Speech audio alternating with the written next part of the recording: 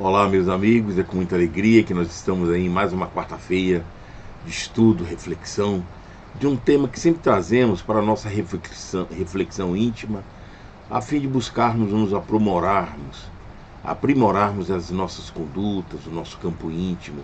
Hoje nós vamos falar da evolução e destino, uma mensagem muito bacana, e essa mensagem é de André Luiz, uma mensagem que está lá no livro da série André Luiz, né? Intitulada, o livro, né? Intitulado Evolução dos Mundos. Então nós inserimos lá, tiramos lá do capítulo 18 da segunda parte do livro, esse texto maravilhoso e que vai nos ajudar a compreender a questão da evolução, do nosso destino, e que vai nos ajudar muito a fazer uma reflexão íntima, que esse é o objetivo nosso, trazer estudos curtos, mas que nos levem a uma reflexão profunda em função da vida. Nós precisamos mudar o nosso campo íntimo. Nós somos muito acostumados a ler, a ouvir as palestras, né? Principalmente hoje em dia no YouTube, e precisamos trazer esse conteúdo para nós, para a nossa vida. Então a ideia aqui é trazer pinceladas desses conteúdos para a nossa reflexão, tá bom? Antes, porém, nós temos aí na nossa tela nosso WhatsApp, que funciona só o WhatsApp para estarmos comunicando e principalmente encaminhando nomes para tratamento.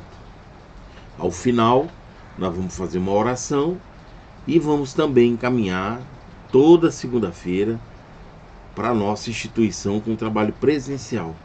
Lá tem uma equipe espiritual, uma equipe de médiuns, em que fazem orações à distância para os irmãos nas diversas situações de problema. Por isso que é muito bacana colocar o nome, o endereço e o problema que a pessoa está passando, a fim de orarmos, direcionando para esses lares, né, nossas orações e aguardar a providência divina para que possa interceder por nós, tá bom? Antes, porém, nós vamos colocar na tela um trecho do Evangelho que nós selecionamos, 1 Tessalonicenses, né, capítulo 5, versículo 9, que são as cartas de Paulo, e assim ele fala: porque Deus não nos destinou para a ira, mas para a aquisição da salvação, por nosso Senhor Jesus Cristo. Convidamos a todos a levar o nosso pensamento ao plano superior da vida e queremos, Senhor, te agradecer pela paz, pela harmonia que devemos buscar no nosso campo íntimo e que os estudos de hoje, na presença dos amigos espirituais, possam nos trazer esse conforto íntimo, nos auxiliando na compreensão dos estudos e principalmente na aquisição diária, na prática dos ensinamentos que temos recebido, para melhor conduzir as nossas vidas. Que os mentores amigos estejam conosco, nos acompanhem nessa jornada de estudo e reflexão. Graças a Deus.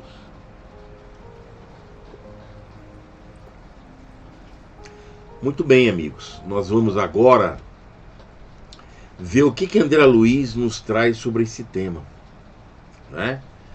Evolução e destino. Ele começa com uma pergunta: o mal está destinado no conteúdo do nosso destino?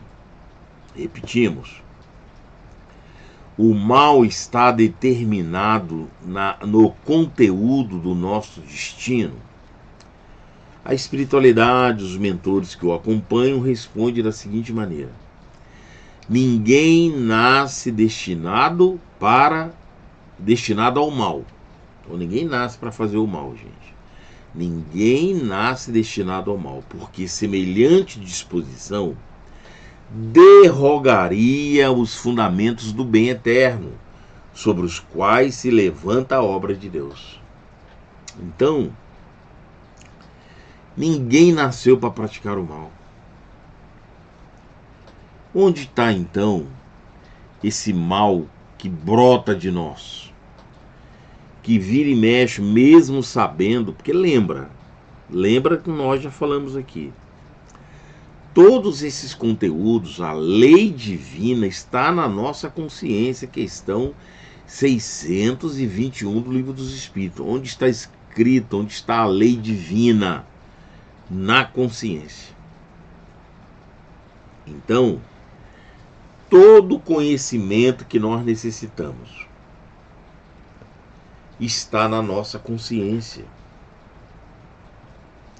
Está na nossa consciência. E eles falam que, na resposta da espiritualidade, André Luiz, que ninguém nasceu para praticar o mal. Consequentemente, inevitavelmente, nós vamos concluir que os erros que ocorrem são desequilíbrios de conduta nossa. São desequilíbrios nossos. Quanto mais involuído é o espírito, mais ele pratica esses desacertos da lei divina. Quanto maior é o espírito em termos de evolução, menos erros eles têm. Então nós estamos num estágio evolutivo muito inferior ainda. Lembra que o nosso mundo é um mundo de prova e expiação. Haveremos de sofrer consequências de erros que nós cometemos, não só desta vida, como de vidas anteriores. Por isso que Jesus nos afirmou que é necessário que venha escândalo. mas ai daquele que provoca escândalo, porque todos nós haveremos de resgatar as dívidas que nós mesmos contraímos perante a lei divina. Costumo dizer que, para nosso entendimento, que quando eu cometo um erro contra o meu próximo, eu estou cometendo um erro perante a lei divina. Por isso que a nossa consciência é que determina esse acerto ou esses erros. Tanto é que os envolvidos naquele campo de erro muitas das vezes nos perdoam incondicionalmente. Mas isso não anula o erro que nós cometemos. A nossa consciência não aceita o perdão do outro para conosco tão somente. Esse é o primeiro passo. Nós só vamos libertar a nossa consciência daqueles erros quando nós devolvemos para a lei divina aqueles atos cometidos.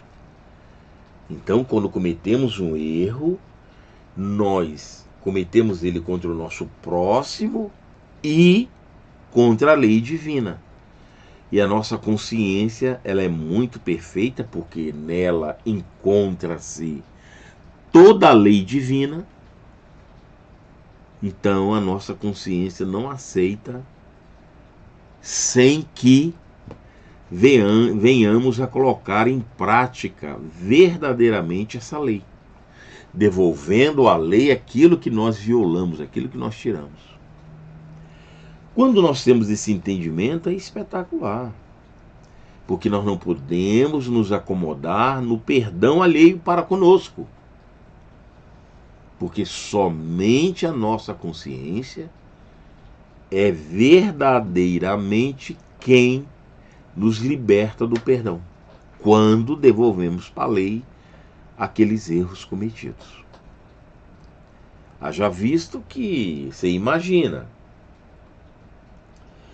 muitos erros nossos, nós não temos nem esse perdão do outro, porque nós não fizemos por onde. E imagina o tanto que nós precisamos ainda rever, avaliar e trabalhar essas questões. Devemos estar atentos a isso, porque senão a nossa mente não liberta do fato cometido, a gente fica preso naqueles fatos. E é da lei divina, porque a lei divina está na nossa consciência. Muito bem.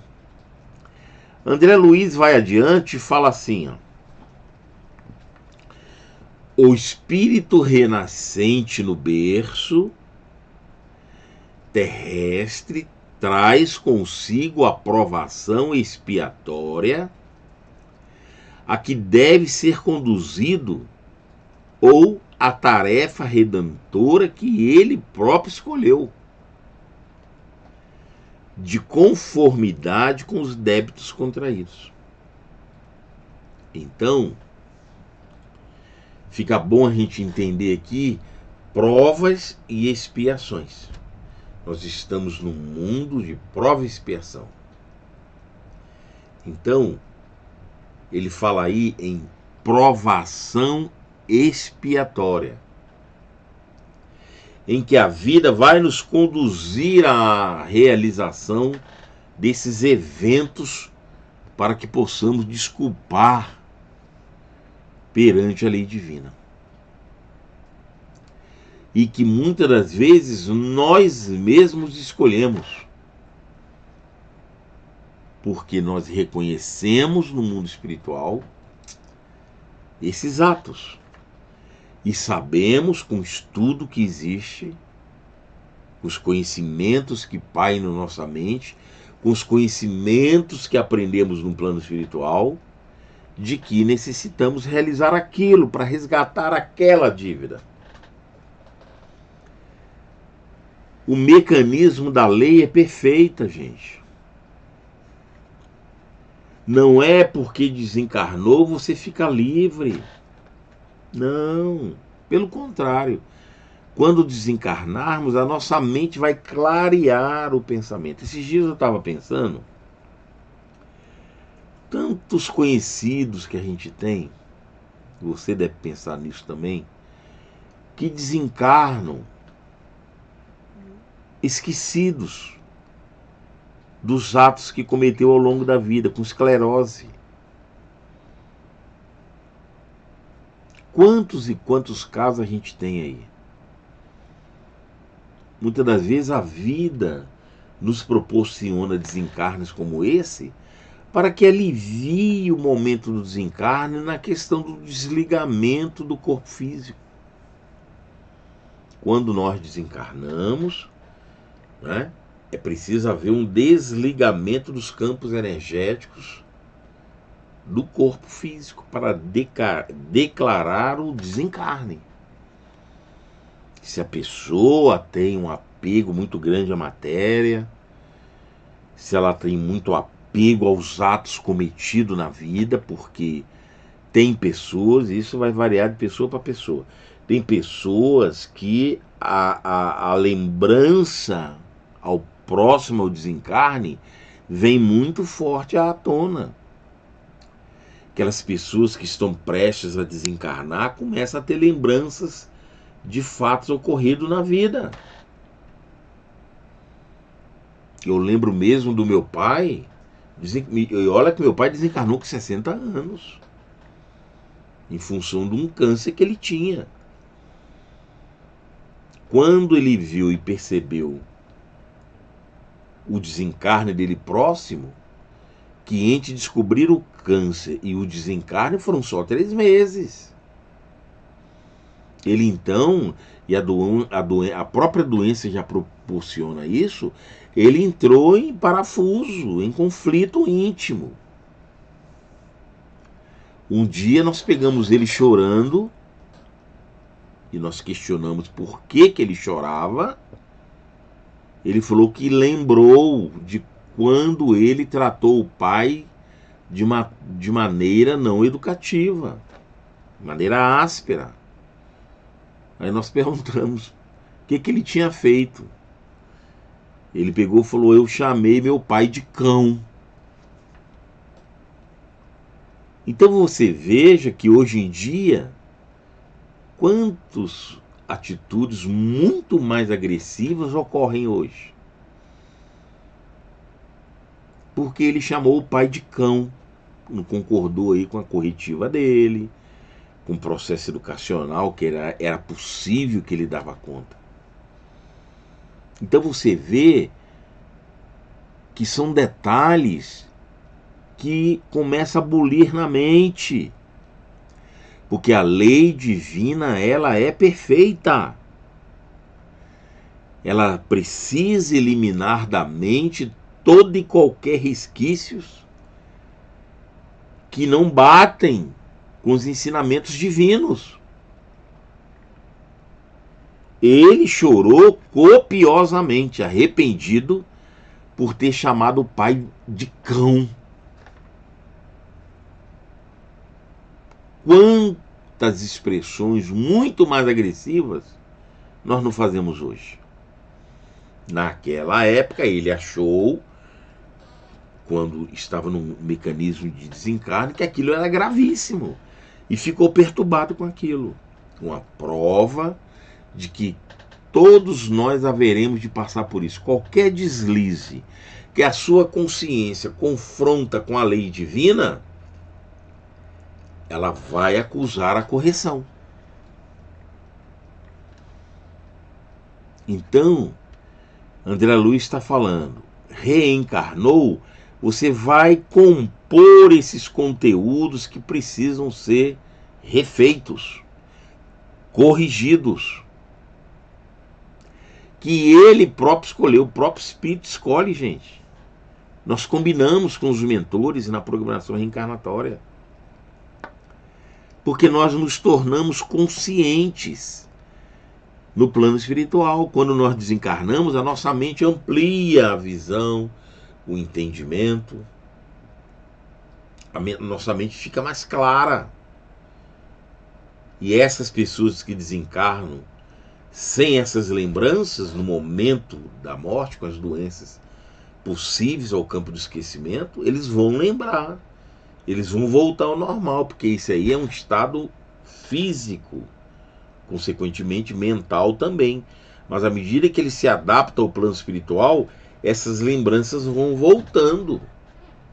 Muitas das vezes essas lembranças mais pesadas e grosseiras, para ajudar no desencarne, para você não interferir tanto, para que o seu campo espiritual, as energias não fiquem tão arraigadas ao campo físico, dificultando o desencarne. Que é o mesmo caso daquelas pessoas que estão hospitalizadas e que a família está ali em torno, querendo o retorno da pessoa à saúde, e às vezes está na hora do desencarne.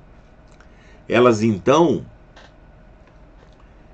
a espiritualidade então faz injeta um campo fluídico, a pessoa recobrar o sentido, se harmonizar, para a família relaxar, despreocupar. Aí nesse momento a espiritualidade vai e faz o desligamento do corpo físico. Mesmo processo. Aí André Luiz, ele vai à frente e fala assim, ó: prevalece aí ao mesmo tempo, projeta aí, por favor, Matheus. Prevalece aí ao mesmo aí o mesmo princípio que vige para as sociedades terrestres, pela qual, se o homem é malfeitor confesso, deve ser segregado em estabelecimento correcional adequado para a reeducação.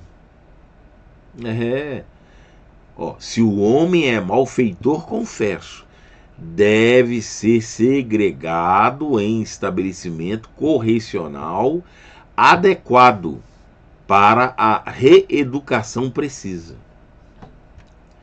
São os mecanismos.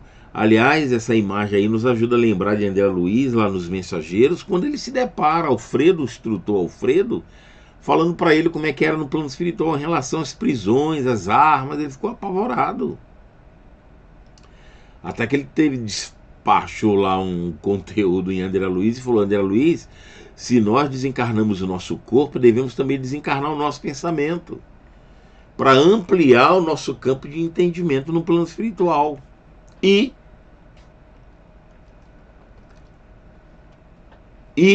se é apenas aprendiz no campo da experiência, com dívidas e créditos, sem falta grave a resgatar, é justo possa pedir às autoridades superiores que lhe preside os movimentos, o gênero de trabalho ou de luta em que se sinta mais apto ao serviço de autoaperfeiçoamento. Dependendo da mente, da consciência, do espírito, ele vai interferir mais ou menos em relação ao programa reencarnatório. Quanto maior o esclarecimento, mais ele pede forças para poder enfrentar as expiações, as provações necessárias ao seu processo evolutivo. Por isso que os mentores combinam e participam conosco, porque quando a nossa mente está limitada a esse entendimento, a gente vem mais bloqueado, vem com mais dificuldade, mais limitado. Consequentemente, a gente avança menos. Mas à medida que nós temos entendimento e conhecimento, esse campo amplia-se e podemos agir com mais liberdade nas programações reencarnatórias. Entendamos, porém, que se perpetrou delito passível de dolorosa punição, não é ele internado na penitenciária ou no trabalho reparador, para que se desmande deliberadamente em delitos maiores, o que apenas lhe agravaria as culpas já formadas perante a lei. Nós vamos repetir. Entendamos, porém, que se perpetrou delito passível de dolorosa punição, não é ele internado na penitenciária ou no trabalho reparador, para que se desmande deliberadamente em delitos maiores, o que apenas lhes agravaria as culpas já formadas perante a lei. É por isso que a gente vê determinadas encarnações onde o espírito vem totalmente bloqueado, vem com limitações, com doenças graves, limitações mesmo. À medida que o espírito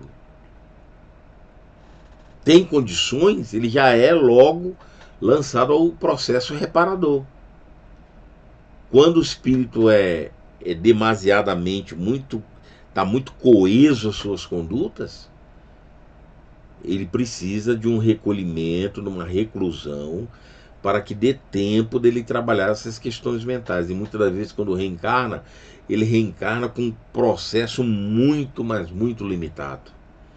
São essas pessoas com limitações incríveis, para que o espírito molde condições, aliviando essas tensões de ações, para que em futuras encarnações ele possa agir com mais liberdade.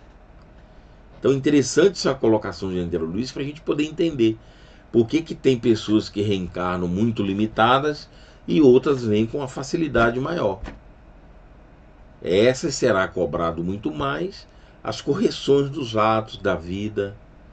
Por isso que esse estudo ele tem que ser autorreflexivo, para a gente poder entender que muitas das vezes a gente está tão livre, tem uma limitação tão pequena diante de outros casos próximos de nós, e que devemos ficar atentos, porque nos será cobrado muito. Aí ele fala assim, ó, é natural que o devedor, nessa ou naquela forma de resgate, venha a sofrer fortes impulsos e recidivas no erro em que faliu, tanto maiores quanto quais venha a sofrer fortes impulsos e recidivas no erro em que faliu, tanto maiores quão mais extenso lhe tenha sido o transviamento moral. Então lembra, ele vai clarear daqui a pouco aí no outro texto, que nós seremos cobrados através das tentações em cima daqueles erros. E se nós não tivermos atento a essas questões espirituais, nós vamos cair com facilidade. Olha o que ele fala aqui, ó. Entretanto, vamos colocar aí para vocês verem.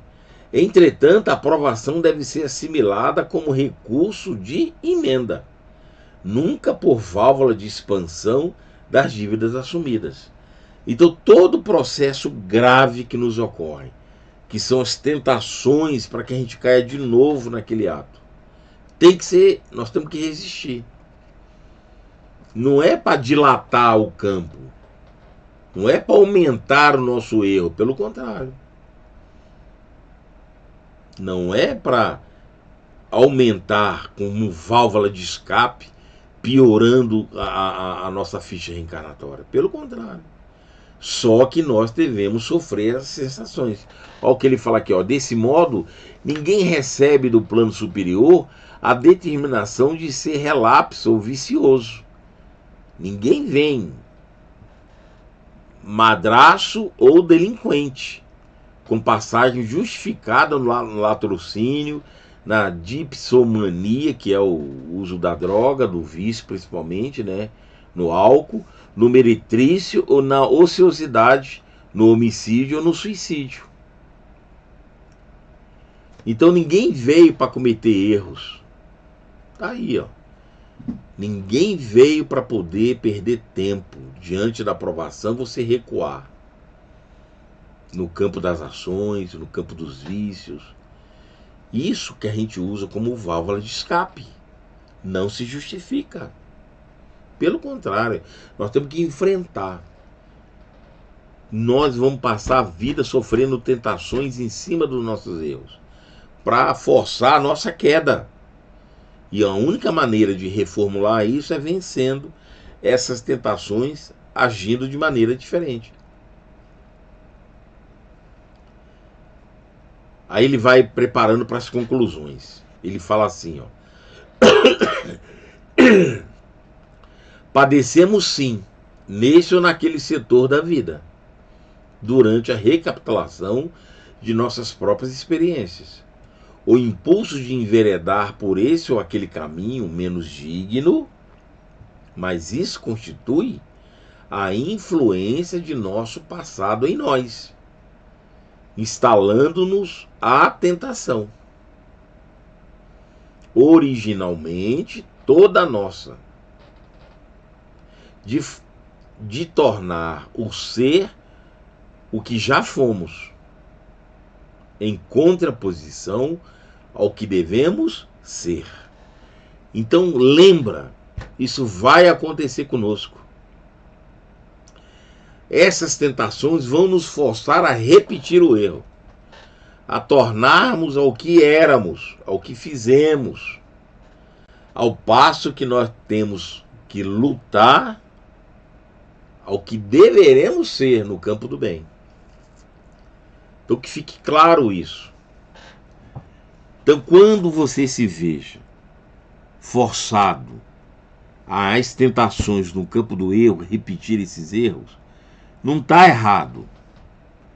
Só que nós precisamos buscar força para fazermos o diferente. E isso é todo dia da nossa vida. Por isso temos que buscar a oração, o estudo, a conduta reta, o auxílio ao próximo, para que isso nos dê força a vencer essas tentações que querem que nós repitamos os erros do passado. Elas têm que existir, não está errado não. Só que ao invés de pedir para Deus para tirar ele do nosso caminho, nós temos que pedir a força para enfrentar eles. Essa é a diferença. Para que venhamos a resistir e galgar degraus evolutivos melhor. Quanto mais evoluído, mais fácil resgatar as dívidas. Quanto menos evoluído, mais difícil resgatar essas dívidas. Porque esse campo ele é muito forte, ele vai ser maior. O impulso dele é muito maior, porque há milênios e milênios cometemos os mesmos erros. Por isso que mudar o novo, reformar é difícil. Porque nós estamos muito imbuídos no campo inferior pelas repetições do passado no campo do erro. Nós estamos fortalecidos no campo do erro. E nós precisamos resistir com muita ênfase, com muita força, e só pedindo os recursos divinos para que isso possa acontecer conosco. Que as bênçãos de Jesus estejam conosco.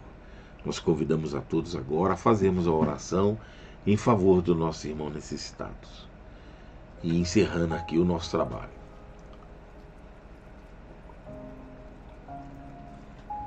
Amado Mestre Jesus, nós só temos a te agradecer pelas bênçãos, pelo amparo, pela proteção e por podermos apreciarmos esses estudos com a nossa mente privilegiada, compreendendo, Senhor, que a espiritualidade tem nos alertado tanto a buscar a nossa reforma íntima dentro de um esforço tremendo, mas importante para o nosso equilíbrio e para a nossa harmonia.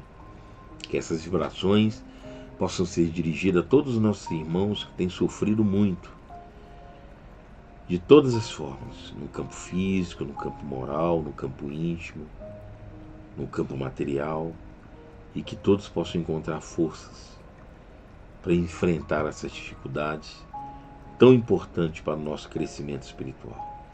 Esteja conosco, Senhor, hoje e sempre. Obrigado por tudo. Muito bem, amigos. Agora aquelas imagens, né, que vocês estão acostumados do nosso trabalho social. A cesta básica, e que nós vamos entregar agora dia 10, próxima quarta-feira. Nós vamos fazer o trabalho de encerramento do trabalho social. E tá aí os dados, né, os itens que a gente distribui, tanto da cesta básica como do enxovalzinho quando a gente tem mães carentes sendo atendidas. E aqui os dados para você continuar ajudando a nós. Final do ano a gente vai parar algumas semanas o trabalho social, mas o trabalho aqui na quarta-feira e segunda-feira não param. Não param, independente do dia. Tá bom? Assim que eu tiver as fotos do trabalho da semana que vem, eu posto aqui. Mas o trabalho de quarta-feira, o trabalho de segunda-feira não param. A gente só para os estudos da segunda-feira e a gente vai dar um tempo no trabalho social. Mas a gente retorna em fevereiro, por isso é importante continuar com a campanha. Isso faz parte do trabalho nosso para a gente ampliar cada vez mais o nosso trabalho de assistência, tá bom? Então, com carinho, que nós agradecemos a todos a presença. Tá aí o nosso WhatsApp, nosso Instagram, curta o nosso vídeo, dá lá o joinha, que é uma maneira da gente contribuir com o nosso trabalho de divulgação, tá bom? Quarta-feira que vem nós vamos trazer um novo estudo de reflexão. Que as bênçãos de Jesus estejam conosco e nos acompanhem no restante da semana. Até quarta que vem. Tchau.